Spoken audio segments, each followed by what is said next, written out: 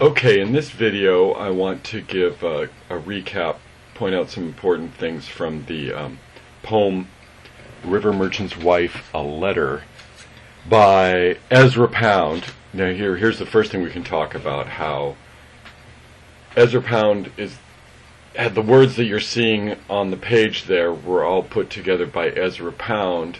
However, they were a translation of a much older poem, a poem that was 800 years old when Pound ran across it. Now Pound, the version that Pound translated was actually a Japanese translation, and the Japanese referred to the transliteration into English of the Japanese name for the poet is Rihaku, but the more direct Chinese transliteration, at least in the old system of transliteration, would be Li Po, or nowadays in the new revised transliteration we call him Li Bai. So this was a medieval medieval Chinese poet who has been translated into Japanese and then translated into English by Ezra Pound. So it's a fairly complicated story. If you put all that on top of the fact that the speaking voice in this poem is a woman and is not a man, here's definitely a case where speaking voice and the poet are separate entities, separate personalities, as it were. Then we've got a really interesting, very complicated situation. Okay, there's two main things I want to talk about in this short presentation. One is how the poem is what you could call a coming-of-age story. In itself, it's the story of the passage from childhood into adulthood. If you think about this, this is a very popular kind of story. There's all sorts of novels that tell this story, and all sorts of movies that tell this story as well. Amanda said in the discussion board, which by the way was a great discussion. I think you guys had a really great discussion on this poem, and I think you guys got pretty much all the important parts. Amanda said, each age is their own personality. So each age she's at in the poem has a different personality than the one before, almost as if she becomes a different person as she goes through the different ages. And this is very much the story of the poem. And then the other thing to say here is note how there's what you could call the expression through imagery. So rather than come out and say directly how she feels, sort of directly name and describe her emotions, she uses more sort of imagistic descriptions from which you can infer her emotions. So this goes back to our interpretation idea. In the writing business, when you take a creative writing class, this is what they call show versus tell. So rather than telling how someone feels, show how they feel. It can be a very tricky thing to do, but it's an important skill to have if you're a short story writer. Okay, so our first paragraph, stanza in poetry, you call what would normally be called in prose a paragraph, a stanza. Our first stanza is the childhood scene. And as someone said in the discussion board, notice there seems to be, at least on her part, a certain amount of indifference. She's just playing with the flowers, pulling flowers, a little kid. The haircut straight across the forehead is an image that in the Chinese culture of the time denotes childhood. It's kind of a haircut only had by children. She's minding her own business, pulling flowers. He seems, even at this stage, though, to be somewhat interested in her. He's perhaps teasing her, walking past her seat, or something, trying to get her attention, something like that. But at this stage, this is the childhood stage. They're just playing and having fun. Now here comes adulthood, as was mentioned several times in the discussion.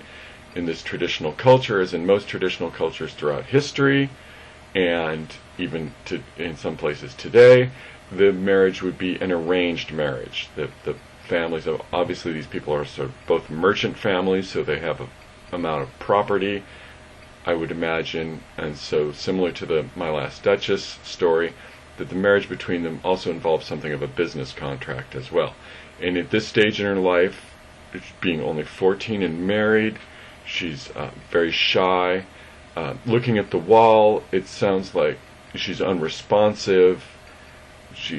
almost in shock. The last line, I think there was some discussion on the discussion board. It's hard to tell exactly what's going on in the last line, whether it's her husband calling to her once she's in the house, or whether perhaps on her procession from her house that she grew up in to the house that she'll live in as a married person, her family was saying goodbye and calling her name and wanting her to turn around and wave, and she wouldn't. Hard to tell what exactly is going on there, but whatever it is, she's in this very sort of shocked, emotionally unresponsive state. Now, in 1 year, she stopped scowling. So notice what she said. She doesn't say, I cheered up. She says, I stopped scowling. That's an image. Notice this next line here. I desired my dust to be mingled with yours. Next two lines. Forever and forever and forever. This seems to talk about, so if they're cremated, the two of them cremated, she wants, when they die, she wants their ashes to be put in the same urn. So notice that as an image like, I want to live with you forever. She's saying actually more than that. I want to be with you not only throughout my whole life, but also after we're dead in eternity, our ashes mixed together. The last line, why should I climb the lookout, seems to, if you look up some notes on this poem online, seems to refer to when someone would want to be married, they would sort of park the young woman, the family would park the young woman on top of this kind of platform in town, and eligible bachelors could sort of walk by and look at her and see if they wanted to marry her or not. Sounds strange. That seems to be a reference to she doesn't need to marry anyone else. He's the one for her. Okay, so now we get to the crisis, though. The very next year, he leaves on a long business trip. It's a very long business trip. If you look in the notes, Kuto-yen is over 1,000 miles down the river, and this is in medieval China. So there's no bullet trains or cars or airplanes or anything like that. He's away on a long trip for a long time. 5 months, okay? So he's been gone for 5 months. Again, more, and we close with more imagistic expression of her feeling. The monkeys are making sorrowful noise ahead. As I said in the comments, normally we would associate monkeys with happy noises, but to her, since she's sad, the monkeys sound sad. Okay, and here we go, the closing. You dragged your feet when you went out. Rather than saying, again, another image presentation. Rather than saying you were sorry to leave, coming out and sort of naming, telling you about his feelings, instead she shows you, she describes how he felt by describing how he was dragging his feet on the way out the gate. He did not want to leave. And that same gate that he went out is now filled with moss. Notice I caught something this time. It's like when she talks about the different mosses. So you can picture her almost like sitting there staring at the moss, like maybe for hours at a time, just noticing the different kinds of moss. She's kind of in this sort of depressive trance, and paralyzed. She can't clear them out. Away. The paired butterflies. She sees the paired butterflies. They look like they're getting older. She feels they hurt me. I grow older. They look they're old, aging. She seems to be aging.